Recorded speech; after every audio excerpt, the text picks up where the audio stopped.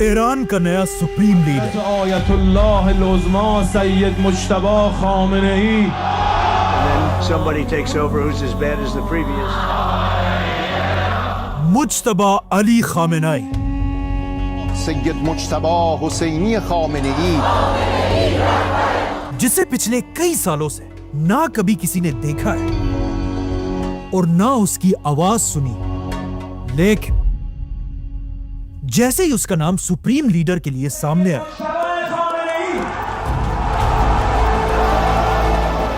امریکہ کے Donald Trump نے اس نام کو سنتے مجتبی خامنہ ای.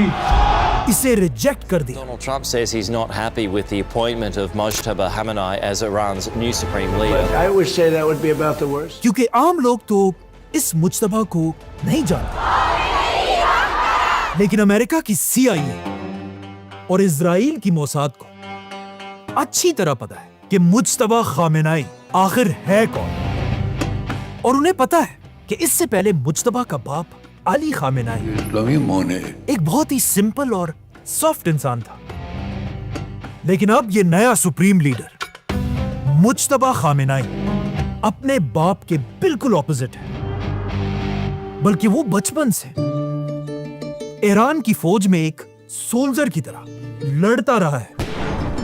ایران کی پوری فوج انہیں ہی اپنا اصل لیڈر مانتی ہے، اور اب ایران میں پہلی بار ایک ایسا سپریم لیڈر آیا ہے جو ایک عالم اور اسکالر سے زیادہ ایک واریر سپریم لیڈر ہے. لیکن آخر مجتبی خامنہ ای یہاں تک پہنچا کیسے؟ آج سے آلموسٹ 50 سال پہلے جب ایران میں ایک بہت ہی کرپٹ بادشاہ رضا شاہ کا راج تھا، most prosperous countries of the world. اسی کرپٹ بادشاہ کو چیلنج کرنے کے لیے ایران میں ایک نیا لیڈر سامنے آیا، آیت اللہ خمینی. آخر خمینی کی طاقت اتنی بڑھ گئی کہ ایران کا بادشاہ مجبوراً ایران کو چھوڑ کر ہمیشہ کے لیے بھاگ گئے. The Shah and his family leave Iran. اور اس طرح خمینی ایران کا پہلا سپریم لیڈر بنا. جیسے ہی خمینی ایران کا سپریم لیڈر بنا، دنیا کی کوئی بھی سپر پاور اسے پسند نہیں کرتی تھی، کیونکہ وہ باقی مسلمان لیڈرز کی طرح امریکہ کے جوتے پالش کرنے کے بجائے سیدھا امریکہ کی آنکھوں میں آنکھیں ڈال کر اسے دھمکیاں دیا کرتا تھا. اسی لیے امریکہ، اسرائیل اور باقی سارے لیڈرز پہلے دن سے خمینی سے اپنی جان چھڑانا چاہتے تھے، اور آخر انہیں یہ راستہ مل گیا. ایران کے پاس ایک ملک عراق میں ایک نیا لیڈر آیا جو ان سپر پاورز کے لیے خمینی پر حملہ کرنے کے لیے تیار تھا، اور اس لیڈر کا نام تھا صدام حسین. بسم اللہ الرحمن الرحیم. اسی کے ساتھ صدام حسین نے ایران کے خمینی پر حملہ کر دیا Iraqi tanks ground across the border into Iran. اور مسلمانوں کی آپس میں جنگ شروع ہوئی. لیکن جیسے ہی جنگ شروع ہوئی، اچانک ایران کے پریزیڈنٹ کو ایک دھماکے میں مار دیا گیا، جس کے بعد ایران کا نیا پریزیڈنٹ علی خامنہ ای بنا. تو اب جب خامنہ ای صدام حسین کے ساتھ جنگ میں بزی تھا، ان کے گھر میں ان کا 12 سال کا بیٹا مجتبی بالکل عام بچوں کی طرح اسکول جایا کرتا تھا، اور مجتبی بچپن سے ایران کی اس اتنی بڑی جنگ کو غور سے دیکھ رہا تھا. مطلب مجتبی کا سارا بچپن ایک جنگ کے بیچ میں ہی گزرا تھا. اور آخر جیسے ہی مجتبی کی عمر 17 سال ہوئی، مجتبی بھی ایک عام سولجر کی طرح ایران کی فوج میں شامل ہوا اور صدام حسین کے خلاف جنگ میں لڑنے لگا. اس وقت مجتبی خامنہ ای ایران کے پریزیڈنٹ کا بیٹا تھا، لیکن کہا جاتا ہے تب بھی وہ بالکل ایک عام سولجر کی طرح جنگ کے فرنٹ لائنز میں جا کر لڑا کرتا تھا. اسی طرح مجتبی ایران کی آرمی میں اپنے بٹالین کے ساتھ عراق کے اندر گھس گئے، اور عراق میں گھس کر مجتبی اور اس کے ساتھیوں نے عراق کے 30 پہاڑوں پر ایران کا جھنڈا لہرایا. لیکن اب جب یہاں یہ سب کچھ ہو رہا تھا، اچانک عراق اور ایران نے اس جنگ کو ختم کرنے کا فیصلہ کیا اور ساری فوجیں اپنی جگہوں پر واپس چلی گئی، جس سے یہ 8 سال کی جنگ ختم ہو گئی۔ لیکن اس جنگ کے صرف 1 سال بعد ایران کے پہلے سپریم لیڈر آیت اللہ خمینی اس دنیا سے چلے گئے۔ اب یہاں پر ایک بہت بڑا کویسچن تھا کہ آخر ایران کا نیا سپریم لیڈر کون ہوگا؟ اسی لیے ایران کی 86 سب سے بڑے اسکالرز ایک میٹنگ کے لیے جمع ہوئے اور نئے سپریم لیڈر کے لیے ووٹنگ شروع ہوئی۔ اس الیکشن میں 86 میں سے 60 بڑے اسکالرز نے علی خامنہئی کو ووٹ دیا، جو 70% ووٹ بنتا تھا، اور اسی کے ساتھ علی خامنہئی ایران کے نئے سپریم لیڈر بنے۔ رهبری سوری خواهد نه رهبری واقعی. اب مجتبی صرف پریزیڈنٹ آف ایران کا نہیں بلکہ سپریم لیڈر آف ایران کا بیٹا تھا، لیکن کہا جاتا ہے وہ پھر بھی اپنے باپ کے ساتھ نہیں بلکہ اسی طرح ایران کی فوج میں رہا، اور اسی طرح اگلے 10 سال تک ایران کی فوج اور مجتبی خامنہئی کا آپس میں بہت ہی گہرا تعلق بن گیا، اور اب تک مجتبی ایک اسکالر کی طرح نہیں بلکہ ہمیشہ ایران کے ایک فوجی کا یونیفارم پہنا کرتا تھا۔ آخر 10 سال تک ایران کی فوج میں رہنے کے بعد مجتبی ایک فوجی ہونے کے ساتھ ساتھ ایک اسکالر بننے کی بھی تیاری کرنے لگا، جس کے بعد مجتبی کو ہر جگہ پہلی بار ایسے کپڑوں میں دیکھا جانے لگا۔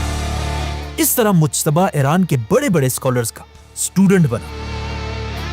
اب جب مجتبی یہاں پڑھ رہا تھا، اسی دور میں عراق کے صدام حسین اور امریکہ کی بھی دشمنی شروع ہو چکی تھی۔ We're in the early stages of military operations to disarm Iraq.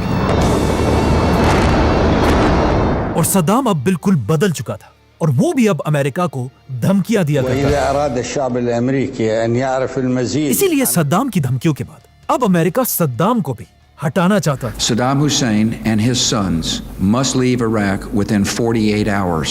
اسی لیے امریکہ اور اسرائیل مل کر صدام پر بار بار جھوٹے الزام لگانے لگے کہ صدام حسین عراق کے لیے ایٹم بم بنانے والا ہے۔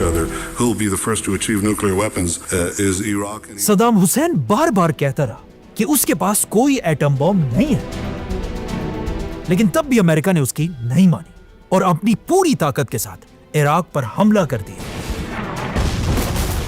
اور عراق میں لاکھوں لوگوں کو مارنے کے بعد پوری دنیا نے دیکھا کہ یہ سب بس جھوٹ تھا اور عراق میں کوئی ایٹم بم تھا ہی نہیں۔ لیکن امریکہ اور اسرائیل اب بھی نہیں رکے، اور عراق کے بعد اب ایران پر بھی الزام لگانے لگے کہ ایران بھی ایٹم بم بنانے والا ہے۔ یہ دیکھ کر ایران کے بڑے اسکالرز میں ایک بہت بڑی ڈیبیٹ سٹارٹ ہوئی کہ اب ہمیں کیا کرنا چاہیے۔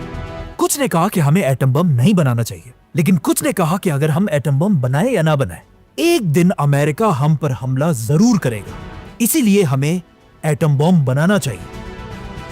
آخر ایران کے سپریم لیڈر آیت اللہ خامنہئی نے یہ ڈیبیٹس ختم کر دی اور پوری دنیا کے سامنے اعلان کیا کہ ایران کبھی بھی ایٹم بم نہیں بنائے گا، کیونکہ ایٹم بم بنانا اسلام میں حرام ہے، ممنوع ہے، حرام ہے۔ لیکن علی خامنہئی کے اس فتوے سے ایران میں ہر کوئی خوش نہیں تھا، بلکہ کچھ بڑے اسکالرز ایسے تھے جن کا اب بھی یہی خیال تھا کہ ایران کو ایٹم بم بنانا چاہیے۔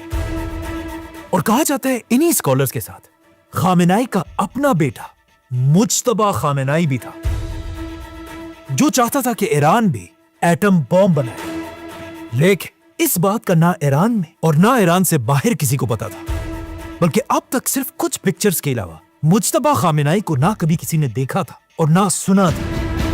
مجتبی سپریم لیڈر کا بیٹا ہونے کے بعد پوری دنیا سے بالکل غائب تھا، لیکن آج سے 20 سال پہلے اچانک دنیا کی ایک سیکرٹ آرگنائزیشن وکی لیکس میں کچھ ڈاکیومنٹس ریلیز ہوئے جن میں لکھا تھا کہ مجتبی خامنہئی میڈیا میں تو کسی کو نہیں دکھتا، لیکن اصل میں مجتبی خامنہئی ایران کے سب سے پاورفل لوگوں میں سے ایک ہے، جسے ایران کی فوج ایک کیپبل اور فورسفل لیڈر مانتی ہے۔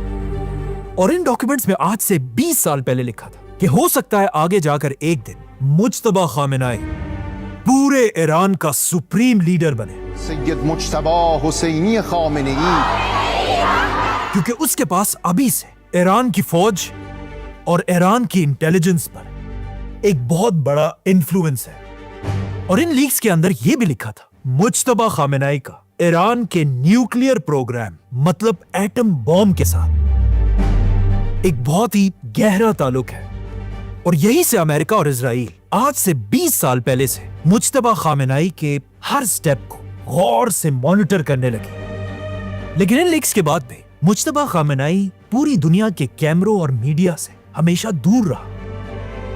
और पिछले 15 सालों से मीडिया में मुज्तबा खामेनाई की इन कुछ तस्वीरों के अलावा और कुछ भी नहीं है। लेकिन दुनिया की मीडिया से गायब होने के बाद भी आज से कुछ साल पहले अमेरिका ने मुज्तबा खामेनाई पर भारी सैंक्शंस और पाबंदियां लगाई, क्योंकि उन्हें पता था कि मुज्तबा खामेनाई का अब भी ईरान की फौज और इंटेलिजेंस पर एक बहुत बड़ा कंट्रोल है।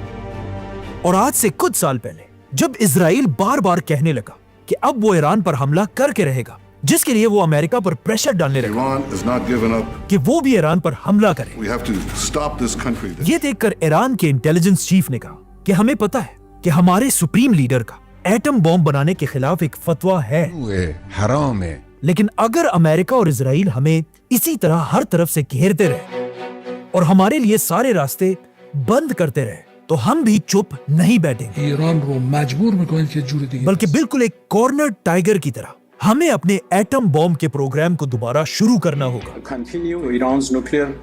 और आखिर सुप्रीम लीडर के एडवाइजर अली लारिजानी ने ऐलान किया कि अगर अमेरिका ने हम पर हमला किया तो हमारे पास भी और कोई ऑप्शन नहीं बचेगा और हम अपना न्यूक्लियर प्रोग्राम दोबारा शुरू करेंगे। लेकिन तब भी अमेरिका ने ईरान की बात नहीं मानी और अमेरिका और इजराइल ने मिलकर ईरान पर हमला कर दिया।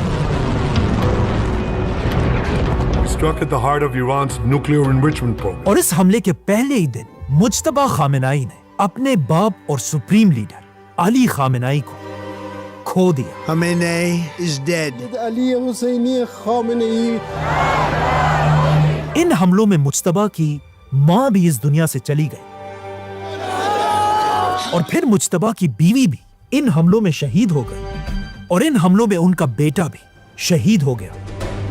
मतलब सिर्फ कुछ ही दिनों में मुज्तबा की फैमिली के 3 जनरेशंस शहीद कर दिए गए। अब अली खामेनाई के बाद जब ईरान का कोई भी सुप्रीम लीडर नहीं था, कहा जाता है ईरान के सारे लोग सिर्फ एक ही आदमी की तरफ देख रहे थे जो इस जंग के दरमियान खड़ा हो और दोबारा ईरान का झंडा उठाकर ईरान के लोगों को अमेरिका और इजराइल से बचा सके। इसीलिए ईरान के सड़कों और बाजारों में हर जगह लोग मुज्तबा खामेनाई के नारे लगा रहे थे। लेकिन वहां इजराइल ने भी ये ऐलान किया था कि अली खामेनाई के बाद जो भी ईरान का सुप्रीम लीडर बनेगा हम उसे भी बिल्कुल पहले की तरह मार डालेंगे। लेकिन मुज्तबा अपनी पूरी फैमिली को खोने के बाद अब पीछे हटने वाला नहीं था। इसीलिए ईरान का नया सुप्रीम लीडर चुनने के लिए एक बार फिर उसी तरह स्कॉलर्स जमा हुए जिस तरह आज से 40 साल पहले खुमैनी के फौत होने के बाद जमा हुए थे। ये देखकर अमेरिका के प्रेसिडेंट ने कहा कि अगर मुज्तबा खामेनाई सुप्रीम लीडर बन गया तो हम ईरान के इस फैसले को नहीं मानेंगे। और डोनाल्ड ट्रंप मुज्तबा को रोकने के लिए बार बार धमकियां देने लगा। लेकिन इन धमकियों के बाद भी ईरान के स्कॉलर्स नहीं रुके और 88 स्कॉलर्स ने वोट देकर ऐलान किया कि आज के बाद ईरान का नया सुप्रीम लीडर कोई और नहीं बल्कि अली खामेनाई का बेटा होगा, सैयद मुज्तबा अली खामेनाई।